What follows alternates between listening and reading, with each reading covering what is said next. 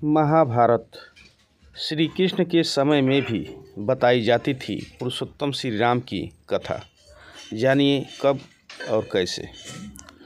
भगवान राम और श्री कृष्ण विष्णु जी के अवतार हैं, लेकिन ये दो अवतार दो अलग अलग युग में हुए हैं।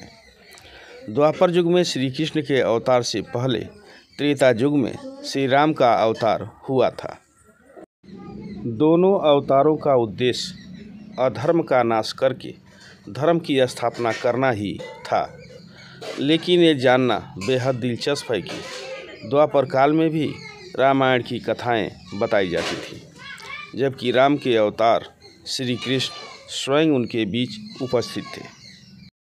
श्री कृष्ण और राम दो अलग अवतार जरूर हैं, लेकिन न तो वो दो अलग अस्तित्व हैं और ना ही उनके अवतार लेने का उद्देश्य अलग था। इन दोनों अवतारों पर लिखे गए महाकाव्य रामायण और महाभारत में भले ही समय और घटनाओं का अंतर है, लेकिन दोनों ग्रंथों का उद्देश्य धर्म, कर्तव्य और मानव जीवन के आदर्शों को स्थापित करना है। लेकिन इन सब के बावजूद दोनों अवतारों की प्रकृति बहुत अलग थी। भगवान राम जहाँ मर्यादा पुरुषोत्तम कहे गए, वहीं श्री कृष्ण छलिया। शायद यही कारण था कि महाभारत काल में कई बार रामायण के आदर्श परिस्थितियों का जिक्र किया जाता था, जबकि भगवान राम का दूसरा स्वरूप साक्षात उनके बीच मौजूद था, जो यह भी दर्शाता है कि रामायण और महाभारत के समय में राम कथा पहले से ही प्रसिद्ध और पूजनीय थी। महाभारत में श्री राम और रामायण का उल्लेख यह भी दर्शाता है कि उस वक्त भी भगवान राम को एक आदर्श के रूप में देखा जाता था। लेकिन महाभारत में रामायण का जिक्र कहाँ और किन परिस्थितियों में मिलता है, चलिए जानते हैं।